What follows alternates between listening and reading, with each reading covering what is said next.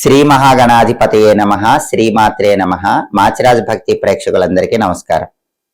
వైశాఖ పౌర్ణమి సందర్భంగా ఎలాంటి విధి విధానాలు పాటిస్తే సమస్త శుభ ఫలితాలు చేకూరుతాయో, వైశాఖ పౌర్ణమికి ఉన్న ప్రాధాన్యత ఏంటో, వైశాఖ పౌర్ణమి రోజు ఎలాంటి దానాలు నిర్వహించడం ద్వారా అద్భుత ప్రయోజనాలు సిద్ధింపజేసుకోవచ్చో ఈ వీడియోలో మనం తెలుసుకుందాం.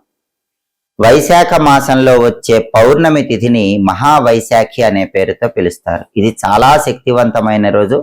2026 సంవత్సరంలో మే 1వ తేదీ శుక్రవారం వైశాఖ పౌర్ణమి వచ్చింది. కార్తీక మాసం అంటే దీపానికి ప్రాధాన్యత ఉన్న మాసం, మాఘమాసం అంటే స్నానానికి ప్రాధాన్యత ఉన్న మాసం, వైశాఖ మాసం అంటే దానానికి ప్రాధాన్యత ఉన్న మాసం. అసలు వైశాఖ మాసం అంటేనే దానాలు ఇవ్వాలి, దానివల్ల అద్భుత ఫలితాలు కలుగుతాయి. అందులోనూ వైశాఖ మాసంలో వచ్చే పౌర్ణమి చాలా శక్తివంతమైంది. ఆ రోజు ప్రత్యేకమైన దానాలు ఇవ్వటం ద్వారా అద్భుతమైన ఫలితాలు కలుగుతాయి. ఎవరైతే వైశాఖ పౌర్ణమి రోజు నీటితో నిండిన కుండను గాని అన్నాన్ని గాని దానమిస్తారో వాళ్ళకి గోదానం చేసిన ఫలితం కలుగుతుందని శాస్త్రాల్లో చెప్పారు. ఒక గోవును దానం ఇచ్చిన ఫలితం రావాలంటే నీటి కుండ, అన్నము ఎవరికైనా దానం ఇవ్వండి. అలాగే భూమిని దానం చేసిన ఫలితం రావాలంటే కృష్ణాజినాన్ని దానం ఇవ్వాలి. కృష్ణాజనం అంటే మనం పూజ చేసుకునేటప్పుడు కృష్ణాజనం ఆసనాన్ని వినియోగిస్తాం. ఆ కృష్ణాజనం ఆసనాన్ని దానం చేస్తే భూదానం చేసిన ఫలితం కలుగుతుంది. అలాగే నువ్వులు దానం చేస్తే కూడా భయంకరమైన పాపాలన్నీ తొలగిపోతాయి. వైశాఖ పౌర్ణమి రోజు తేనె సీసా, నువ్వులు ఈ రెండు దానమిస్తే విశేషమైన శుభ ఫలితాలు కలుగుతాయి, సర్వ పాపాలు తొలగిపోతాయని మనకు వైశాఖ పురాణంలో, స్కాంద పురాణంలో చెప్పారు. వైశాఖ పౌర్ణమి రోజు తెల్ల నువ్వులు నీళ్లలో కలుపుకొని స్నానం చేయాలి. ఆ తర్వాత దేవతలకు పూజ చేసేటప్పుడు కూడా తెల్ల నువ్వులు కలిపి తయారు చేసిన పదార్థాలు నైవేద్యంగా పెట్టి ప్రసాదంగా స్వీకరించాలి. అలాగే నువ్వుల నూనెతో దీపాన్ని వెలిగించుకోవాలి. పితృదేవతలకి నువ్వులు నీళ్లలో కలిపి తర్పణం ఇవ్వాలి. ఇలా నువ్వులు వైశాఖ పౌర్ణమి రోజు ఉపయోగిస్తే కూడా అద్భుత ఫలితాలు కలుగుతాయి. అలాగే ఎవరైనా సరే భయంకరమైనటువంటి పాపాలు తొలగిపోయి అన్ని కష్టాల నుంచి బయటపడాలంటే వైశాఖ పౌర్ణమి రోజు గొడుగు, పాదరక్షలు, విసనకర్ర ఈ మూడింటిని దానం ఇవ్వాలి.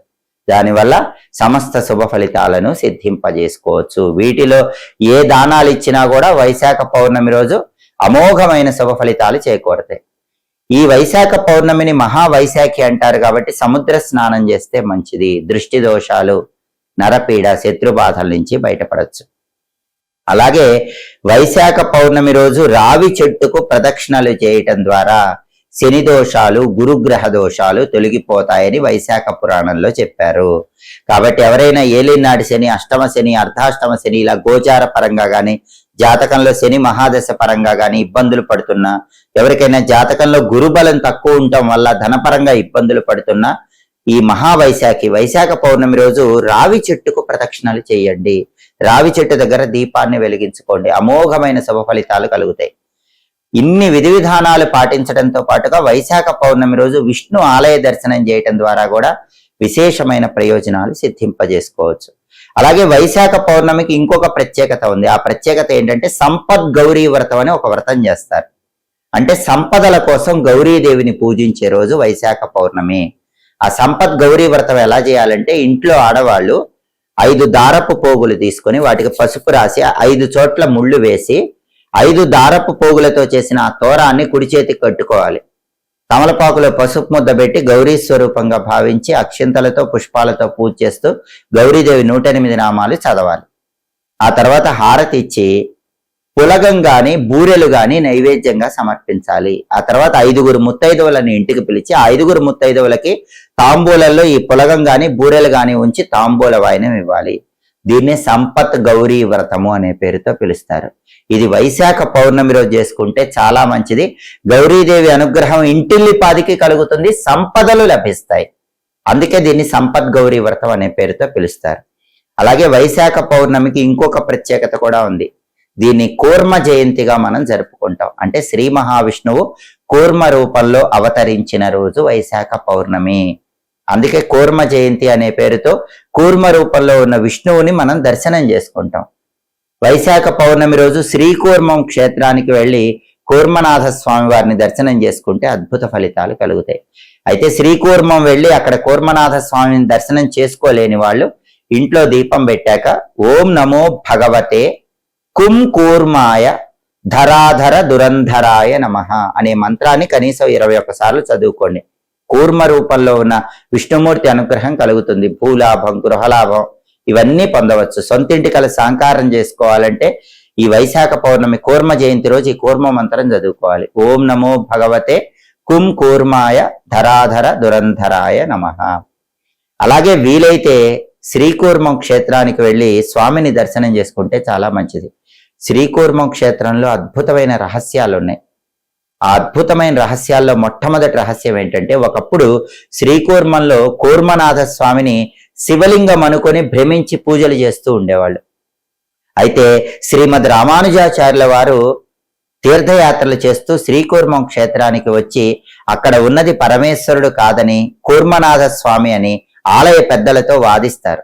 ఆలయ పెద్దలు అందుకు అంగీకరించకపోతే అప్పుడు శ్రీమద్ రామానుజాచార్యుల వారు తన దివ్య శక్తితో అక్కడ జీవం ఉన్నటువంటి కూర్మనాథ స్వామి వారు ఉన్నారని ఆలయ పెద్దలతో తన వాదనను కొనసాగిస్తారు. అప్పుడు ఆలయ పెద్దలందరూ కూడా ఆయన జీవం ఉన్నట్లయితే ఒక్కసారి కదిలి చూపించండి అని పలుకుతారు.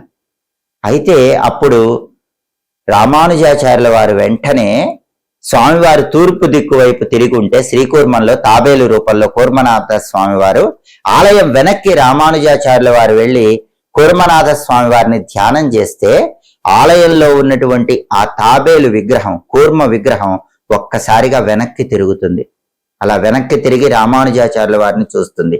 దాంతో ఆలయ పెద్దలందరూ రామానుజాచార్యుల వారికి సాష్టాంగ నమస్కారం చేసి అక్కడ ఉన్నది కూర్మనాథ స్వామి అని ఒప్పుకుంటారు. ఈ అద్భుతమైన ఘట్టం శ్రీకూర్మంలో చోటు చేసుకుంది.